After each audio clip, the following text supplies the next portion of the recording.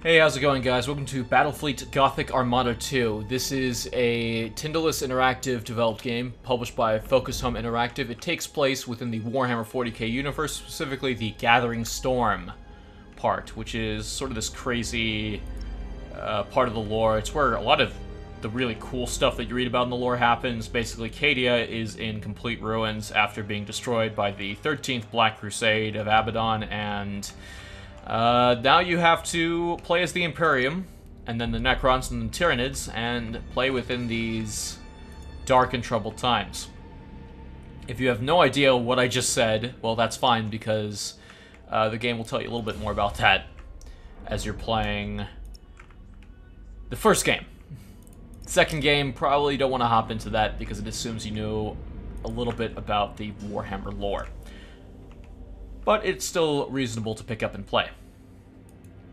So Battlefleet Gothic Armada the First was a really fun Star Wars Empire War-like game. The idea was, okay, you send out these ships that have all kinds of different maneuverability and these special abilities, and you use them to your best advantage to take out the enemy fleet with the same kind of abilities, although you had different factions so they could do different things. So in this case we have the Imperium of Man, the Emperor's people. And then you have the Forces of Chaos, the Heretics. In this case you are fighting Abaddon, so you're fighting the... Are you fighting Khorne, or... I can never remember the Chaos. It's always... It's Khorne, Slaanesh, Nurgle, and a fourth one. I can never remember. But anyway, so this is our system. This is the new 4X Lite part of the series, or of this game in particular. It's a new thing to the series, I guess. So you have these systems that give you resources over time. You have an upkeep cost for your ships. You have an RPG system, so as you take systems, as you destroy ships, you get these little points, and you get progression. So the points are used for upgrading your existing ships. So you have generators, so, you know, get better shields, engines, speed. And then you have the upgrades so that you can get stronger ships. So you have the Adeptus Mechanicus, Astartes, and Imperium, which is basically Imperial Guard, Space Marines, and mechanical Imperial Guard robot people that are very smart. So you can use those to get better ships.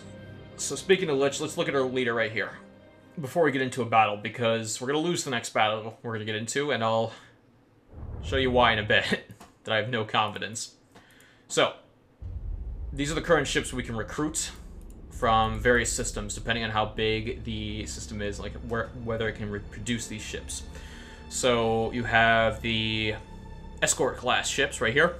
Very basic, cheap ones, really nicely complement fleets. And then you have these lighter cruiser types, the light cruisers. Then you have the cruisers, battle cruisers, and then you go all the way up to these dudes, which I haven't unlocked yet. And they're big, really tough, really expensive ships. And then also take a look at our fleet right over here. So this is Admiral Spire's ship. I believe he is from the first game. It's been a while. I think that game came out like 2 years ago. Actually, good God, I think it's been 3 years. It's 2019, isn't it? So, this is your main hero ship. If you lose this ship, you lose the campaign. There's another way you can lose the campaign too, which I'll get into in a second. But from here, you can repair ships. You can promote them. You can also dismiss them and salvage some of the resources from them. You can also take a look at their individual abilities right here, which is cool. You have a fleet value, so as you level up, you can increase this value, the total value, and you can add more ships to this fleet. So right now I'm at a maximum of 100, and each one of these ships has like a certain a count to them. That's why in the overview you see like these numbers under the ships. So that's like their kind of like their fighting power. So they might have like 2 really powerful ships. It doesn't mean they have like, you know, 30 escort ships or whatever. So as you might imagine, there's going to be a auto-resolve system. So if you have a powerful, more powerful ship power level. That's a lot of power. Than the enemy ship, then you can just click auto-resolve, and you might lose a few ships, but you don't have to do the battle, which is, you know, always nice. You also have a speed-up button, which is cool, so if you don't want to fight through every battle at the same somewhat sluggish pace, I'd argue, well, you don't have to do that. God, that sounds so satisfying. Okay, we gotta get our ships ready. So, let's send our guys over here. Now you're gonna think, oh, you know, that's not too bad. That's pretty even. Okay, these guys are at like what? 600, late 700. I'm at 630. That's not too bad. Let's see if I can try to get one of my other ships. Oh, I can. Well, he's also out of turns, but he wouldn't be able to move anyway. So one of the big problems with this game is the tutorial and how it explains things. So it very briefly explains this, but if you go into the battle. Little screen right here. Notice it's no longer in the late 700s. It's now at 1300, which is just insane. It doesn't really show you that until you get into this little screen right here, and I guess it counts system defenses, which is a total pain. See, like, there's the fighting power right here. So I can have up to 500 here, but this leadership thing caps me at 750, which is fine. The problem is you have to do some math, and you have to... Like, let's say you have two fleets that almost equal 750. You have to actually count it down to see if you have enough to, like, you know, be under the 750 limit to have both those fleets engage. So if you're at 751, oh, you're gonna have to destroy a ship. Like, it sucks. And what's worse is that the game's telling me, like, oh, you can actually have fleets in reserve or, like, in backup or whatever. And, you can't. I haven't figured that out yet. It's like the game tells you can do all kinds of things like assault enemy positions and destroy system defenses. I don't know how to do that. I've been clicking and trying to go into submenus. I don't see it. The game does not have an index.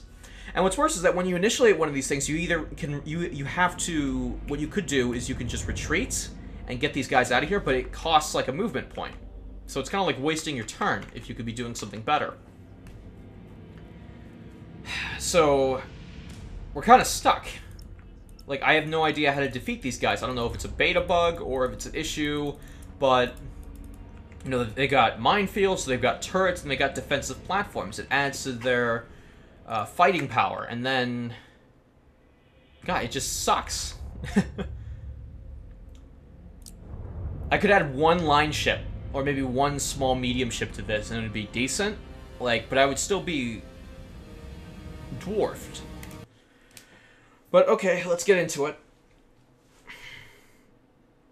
I sound a little bit annoyed because I am. Like, the ship combat, which is we're gonna get into right now, has been tweaked and adjusted. There's still barely any of a tutorial to do it, but it's still fairly fun. If you played the first one, you're gonna feel right at home here. There's some improvements. There's a lot more factions. You know, you have the Tau this time around. You have Tyranids. You have Necrons. You have all this cool stuff. And then you have the two other campaigns, like Necron and Tyranid. We never get to see a Necron or a Tyranid campaign. Like, ever. We got to see it in, like, the Dawn of War games. Like, Dawn of War 1 had a pseudo Necron and Tyranid campaign, like Dark Crusade did, and then Dawn of War 2 actually did have a story campaign for Tyranids, but nothing for Necrons. In fact, I don't even think they had Necrons in the multiplayer. It was all... Well, they might have. I know they had it in the co-op. Might have had it in the multiplayer. Or Dawn of War 2, at least. Okay, so you have these strategic areas on the map. This is the new way to win. So there are some campaign missions that spruce it up by giving you escort missions, or... in the previous game, you had to go through these... like nebula areas, or you had to take out a certain key flagship to get like a certain item and play like tug of war a little bit, or defend certain points on the map. Most of the missions here are just kind of like the skirmishes from the previous game, except you have the option of winning without destroying the enemy fleet, which is capturing these objective points. It's like capture points in any like first-person shooter you've played. Problem is that the defenders get a massive advantage when they start building these defensive platforms, and these giant things. Like, look at this. So, these are the weapons, these are the crew it's manning, and this is the health. it takes forever to kill one of these things, and as you're chipping them away, the enemy is gaining points right over here. It's getting 3 per second. I'm not too concerned about winning via points because, well, winning points right now is going to be really difficult because I have to destroy all 3 of these platforms to even have a chance of getting this point. And then I still have to worry about the enemy fleet, which is, by the way, going to get these neutral points right here. Underway. So I'm going to have to break off one of my guys. I'm going to use a micro warp jump right over here in a bit. So we're going to bring him over here and kind of just stay in this position. So what I'm doing right here is I'm executing what's called the high energy turn. So you can have them kind of do this, like, see the circle where you do this special maneuver where it just kind of boosts around, and then you can, using this bar, also gain some movement speed, which is really cool. That's a carryover from the original. It's, you know, a really good combat system. It's similar to Empire at War. You have all this maneuverability going on, though. The way ships are facing, like, you know, some ships, like these smaller ones, they fire forward, but these big ones, at least for the Imperium, fire broadside. So what they're going to do is, as soon as they get into weapons range, is they're going to turn right here when I tell them to, attack this ship, like, you know, focus as a priority target, and they're just going to strafe around it until that platform dies. We're going to put in a plasma bomber over here, and that's going to destroy their shields, so we can open it up to destroy these damn platforms so we can get this point. Changing course. I really like the maneuverability in these games because it's a lot of fun to dodge missiles and set up properly and perform like attacks. It's a really cool system. The thing is that it just sucks when there's no tutorial. It's just awful.